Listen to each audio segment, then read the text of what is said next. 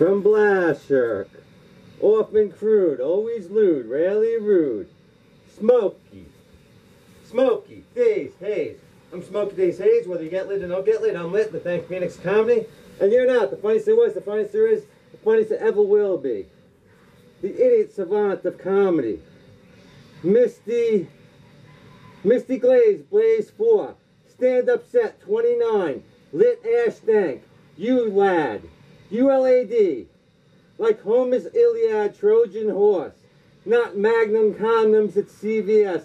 When I worked there overnights, people would always be calling. They'd be asking like, hey man, do you have any condoms? Do you have flavored condoms? Do you have these condoms? Do you have those condoms? Like all these other things. So it'd be like always like a thing with that. So they'd be like, do you have flavored condoms? Do you have different colored condoms? So they thought they were being funny. I really didn't care. I'm getting paid there anyway. Then you have guys coming in. They're like, you know, if you're going to do it, you got to be a man. Stuff like that. So they'd either have the girlfriend in the car or they'd have the girl like with them in the car. So from creaking, rocking to stinging seesaw wasps. So I'm like 2 years old and I'm in a seesaw and there's like a hive in the handle. So like when my mom jumped, like when my mom went up or whatever, when it came down, it like, you know, when it came down, the hive and they all came and they're all swarming all over my hands. They're all stinging my hands and stuff. So my mom jumps up and I'm stuck up. So I'm getting stung and then they have to take me and get like this medicine and stuff like that. It's like anytime I have seesaws and stuff, I can't take it.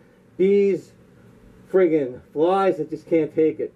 So anyways, that's why it's like, it's like a horror thing. Anytime I go near a playground, I can't take it. It's a scary thing for me. So yeah, I haven't really been on seesaws much since then, let's just say. Oh man. Squeaking out win. Let them eat Super Bowl 27 mistake cake. So, for those that remember Leon Lett, he recovers a fumble. Cowboys are playing the Bills in the Super Bowl. And then he's like holding the ball out, and the Bills receiver Don Beebe like runs out behind him. He like swats the ball out of his hand. So, that was like really funny. They won the game anyway, but they would have had like at least 58 points, so they would have like Super Bowl record for most points. So if that's not enough for him, Thanksgiving sliding broken closet door. So basically the Dolphins kicker, they blocked the field goal. It's Thanksgiving, and for some reason, they basically, the game's still on. Leon Lett gets the bright idea that he's going to jump on the ball or something like that. And he like slips because it's a rare snow thing in like Dallas, Texas or whatever. And he gets the ball, and he swats the ball, and he doesn't get it. And then like the Dolphins get the ball, and they score after like the blocked kick because he knocked the ball forward. But I don't really hold him for that. But that's how my closet got broken. Because somehow I think when I kicked the closet, I sure didn't miss the door. Went right through. And it reminds me like how people like always botch if you put pressure on them. Like running down Phil Baroni, he'd purposely always get into like rundowns when we were like Little League and stuff. He'd be like running, and if kids would be throwing the ball, he'd like running back and forth, running back, and he'd be taunting them and stuff, and he'd like almost always score. He'd at least get the second or third before a coach would stop it. And a lot of times he'd go from first to scoring. Oh man. Slate Rocks, Flintstone, John Rocked.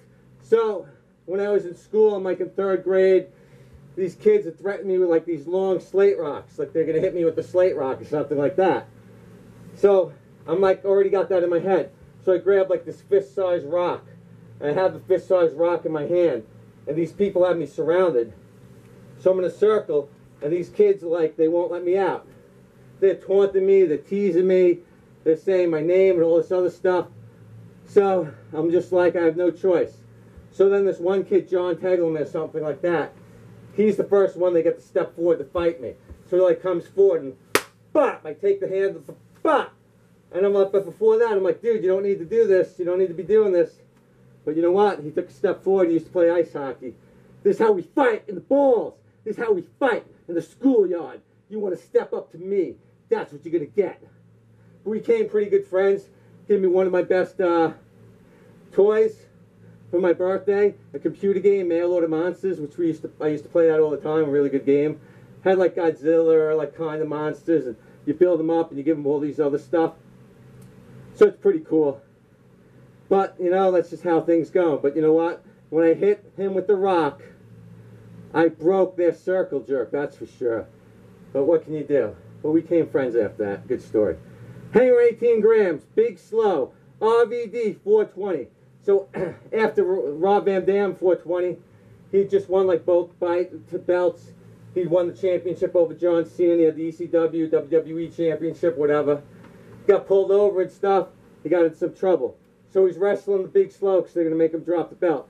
So like half the crowd's chanting, marijuana. The other crowd is like, 18 grams, marijuana, 18 grams, marijuana, 18 grams. So it's like pretty funny in a way, but you know what? What about me? RVD, what about Smokey Daze Haze? What about me, RVD? What about Smokey Daze Haze? I went to go see you in Sabu Hammerstein Ballroom. It was supposed to make up for the childhood that I never got. Where everyone else was in the ring with JYD, and we were doing that. You talk about New Jack. You talking about New Jack punching JYD. At least you got to meet JYD. You got to see JYD. Even if Sabu and RVD might not have been in the Prime or ECW or it's the WWE, it was the Hammerstein Ballroom, if you will. So I was expecting the big thing. But you know what? We got shafted. So that's just how it is, man. And you know what? Now it's like Weeds League and all these other places. It's like so hypocritical that these people shafted RVD for that. So shortly after that, I get to meet Sabu. And I'm meeting Sabu, smacking Hack, Sandman. Red Eye Blink, Chastity Tat. Shake hands. So, not long after that, I get to meet, you know, like there's a signing. So you take it like 20 bucks, you get your picture taken. So it's like Sabu and Sandman. And I think Chastity might have been in the background. So, you know, Sabu does his thing. I remember when I walked by Sabu, I tapped him very lightly on the left shoulder. I'm like, hey man, blah, blah, blah. He looked at me, I think I shook his hand, and, you know, we're going in for the picture, so I'm behind for the picture. But Sandman Hack, when he did it, he just kind of like stopped for a second. He didn't hold up his arm. He had like this arm, and the thing with his arm was it had like a tattoo. And the thing on the tattoo was, you know, they wouldn't let it on WCW because it had like him bleeding or it had this or that. So I meant to tap him on the back to be like, hey man, what the hell, you didn't even do that, blah, blah, blah. And, you know, I went to pat him on the back. Instead of patting him on the back, I smack him. It's just like, it's like, whop! You know, like, bop! As hard as I could almost. And I didn't mean to hit him that hard. So now I'm like, oh man. And like Sandman's at the table, he kind of like goes forward a little bit. Like not even. But it like kind of knocks him out of his grogginess. So now I got his attention, so I'm like, uh-oh. Am I going to escalate the situation? You know, Collins is with me. I know Collins would fight. But Hack is like 6'5", 300 pounds. Not like the little wrestlers these days.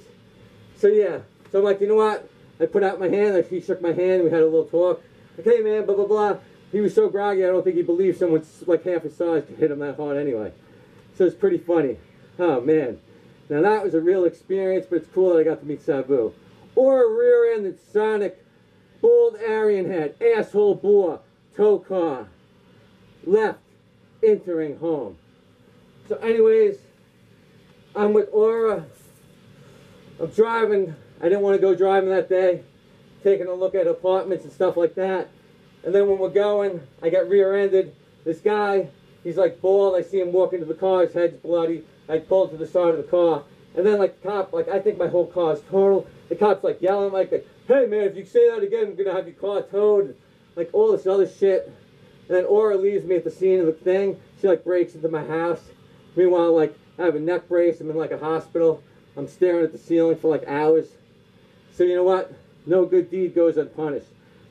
But it's just so crazy, man, how things happen. One day you're driving, next minute you think everything's fine, and boom, your head. I couldn't even believe it. I knew something was out. He was like coming out of the Checkers parking lot. He was probably texting, but he claimed he dumped his lunch bag or whatever. But you know what? I saw a sign. It said, blind, not welcome. I'm like, imagine that. You go into the thing.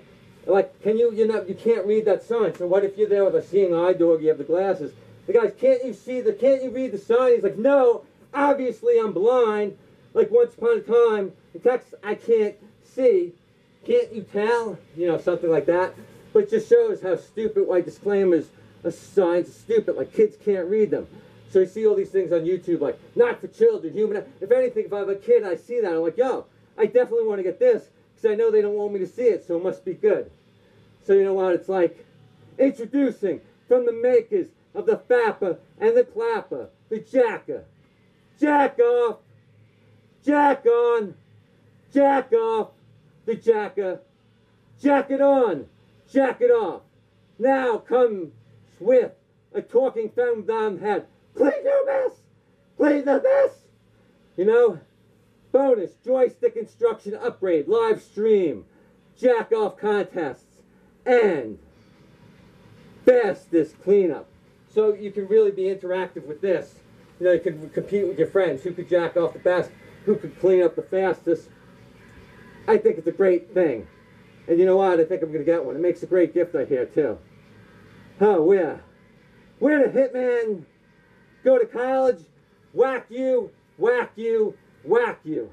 If that's not enough stick whacking, prepare yourself for woodwhacker twangs. How much wood would a woodwhacker whack? If a woodwhacker could whack wood, a woodwhacker would whack as much wood as a woodwhacker could whack if a woodwhacker could whack wood. How much wood does a woodwhacker whack? When a woodwhacker whacks wood, a woodwhacker whacks wood, a woodwhacker whacks when a woodwhacker whacks wood. How much whack would a woodwhacker whack if a woodwhacker could whack whack? A woodwhacker would whack as much whack as a woodwhacker could whack if a woodwhacker could whack whack. How much whack does a woodwhacker whack when a woodwhacker whacks whack? A woodwhacker whacks whack whack, a woodwhacker whacks when a woodwhacker whacks whack. Oh man. How much smack would a woodwhacker whack if a woodwhacker could whack smack? A woodwhacker would whack as much smack as a woodwhacker could whack if a woodwhacker could whack smack. How much smack does a woodwhacker whack when a woodwhacker whacks smack? A woodwhacker whacks what smack? A woodwhacker whacks when a woodwhacker whacks smack. How much crack would a woodwhacker whack if a woodwhacker could whack crack? A woodwhacker would whack as much crack as a woodwhacker could whack if a woodwhacker could whack crack. How much crack does a woodwhacker whack when a woodwhacker whacks crack? A woodwhacker whacks what crack? A woodwhacker whacks when a woodwhacker whacks crack. How much weed would a woodwhacker whack if a woodwhacker could whack weed? A woodwhacker would whack as much weed as a woodwhacker could whack if a woodwhacker could whack weed. How much weed does a woodwhacker whack when a woodwhacker whacks weed? A woodwhacker whacks what weed? A woodwhacker whacks when a woodwhacker whacks weed. How much twat would a woodwhacker whack if a woodwhacker could whack twat? A woodwhacker would whack as much twat as a woodwhacker could whack if a woodwhacker could whack twat. How much twat does a woodwhacker whack when a woodwhacker whacks twat? A woodwhacker whacks what twat? A woodwhacker whacks when a woodwhacker whacks twat. Oh man. How much? Where? Man, I'm so out of breath. I'm fogged up. I'm about to pass out. I'm heating up. But you know what? Where do woodchucks graduate college? Chuck you, chuck you, chuck you. Remember, whether you laugh or don't laugh, learn to laugh as I'm the funniest person going today. When it's rolled and when it's dank, Smokey Daze Haze can obsess you. When it's rolled and when it's dank, Smokey Daze Haze can possess you. Thanks, dank, there. I'm about to pass out. Oh man, I'm heating up. Air quality's all messed up here. These things in Canada. Good thing I'm wearing this mask, right? Oh man, I'm done. I can't do this. Thank you, thank you.